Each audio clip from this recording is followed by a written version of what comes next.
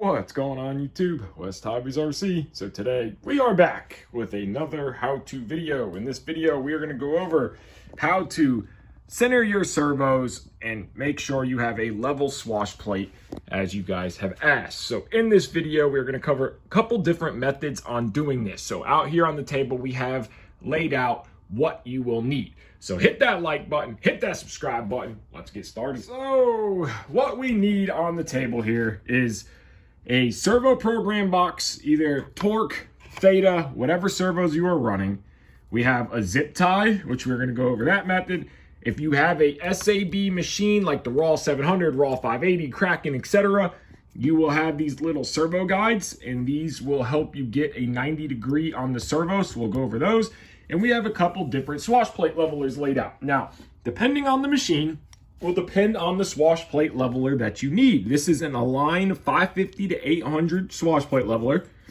This is a custom Align 450 swash plate leveler that we made. And then of course, this is a SAB 700 Raw Kraken swash plate leveler. So there's multiple different options, different ways. So let's get the blades pulled off, canopy pulled off, and let's go over what we need to do. So now our first step to making sure that our servos are centered is we need to go into our servo centering mode. So now on V control, which is just going to go to model setup. So now our first step into centering our servos is we need to put our fly barless unit into servo centering mode. This is on V control, but this is the same for Icon Spirit. You have to go into your servo centering mode. So on Icon, we're going to go down to model setup. We're going to go to edit model setup. We are going to come down and we're going to push and hold the trim value, just like we did for setting zero pitch at mid stick. So now our servos are locked center. So the fly barless unit is putting out a 0 command and our servos need to be set to that 0 command. So now I popped the linkage off this servo for this reason so we can go through and see what we're doing here. So with SAB, they give you this little guy right here. This is a servo guide, and this guy is going to slide onto the servo just like that. Now, the whole point of this guide is so you line your servo arm up to this tab. So you push and hold, and you sight down it until it lines up. So you can see we are pretty much perfectly lined up. Now, if we are not lined up or trying to get lined up, you would put your arm on, and then get it as far as lined up as possible like we are going to do now. So if you are using torque servos, you can use what's called the T-box. I have made a complete video on the T-box. If you're using Theta, you use their program box. What this is going to do is allow you to adjust your servo for center. So as you can see here on this Raw 500, our servo needs to be 90 degrees. So on some helicopters like the Raw 500, Align models, etc., your servos need to be just straight 90. So your servo is straight up and down, so your arm just needs to come off 90 degrees. So what we are going to do, so we don't have to use any sub trim in the radio, which you can use the sub trim to do this, or if you have a adjustable servo, you would use the program box to do this. We are just going to adjust the servo. We put our horn on, we got it as close. We're going to use the program box to fine tune that adjustment, and we are going to hit enter. Now this servo is dead 90 degrees, perfect, and we don't have to have any sub trim in the actual transmitter. Okay, but great. What happens if we don't have a programmable servo? It is just that simple as well. So you would put your guide on if you have a guide, or if it's a servo like the back servo or other particular models that don't need a guide and they're just 90 degrees. The reason for this little guide is because these servos, if you look at them, they're not sitting like this, they're sitting like this, so they're off. But anyways, so we would come down to our sub trim menu here, and we would go to channel 3, which is what this servo here is, and we would adjust positive or negative. You can see the servo moving. So we would go positive if we needed to move it up. We would go negative if we needed to move it down. Now we know this servo is 0, so we're going to go back to 0, and that servo is set up. You're going to do the same thing on all 3 servos. This back servo would be just straight across, and these 2 would just be 90 degrees to this little guy right here. So now that we have all 3 of our servos centered, okay, our servos are centered, we are ready to move from the servo linkage to the swash plate. You always work from the bottom, work your way up. So servo is 90 degrees, Now we're going to move on to leveling our swash plate. Again, a couple different ways to do this. On SAB, they sell the Servo swash plate tool.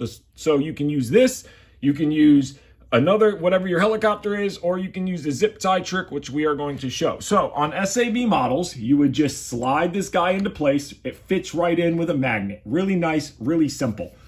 So you would adjust this little swash plate tool to touch these 3 screws right here. So you would sit there, right there, touch it, and then you would just simply adjust your servo linkage. So you would do one by one until it touches all the way around.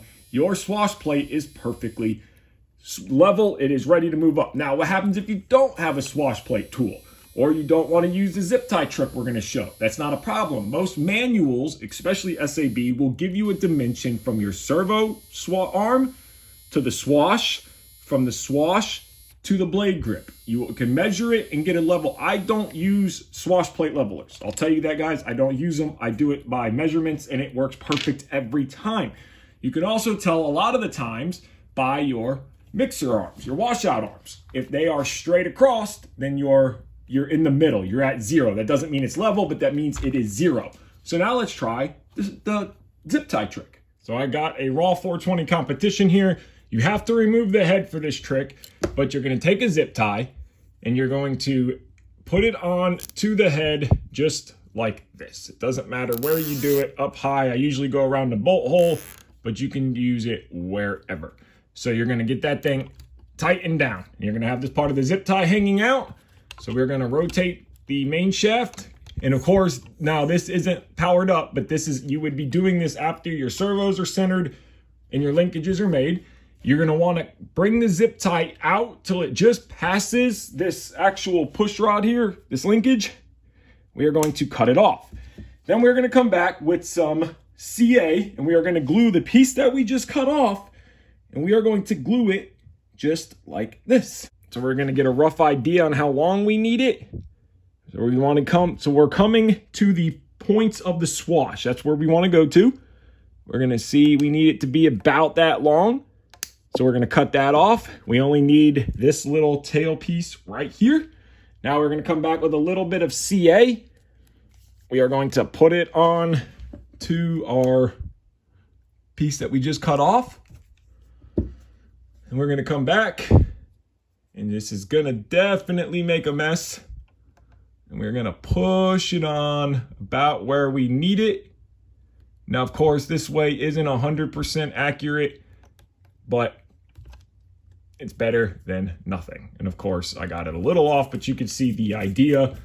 And then what we are going to do now is you would simply adjust these linkages until this touches all 3 points of the swash all the way around.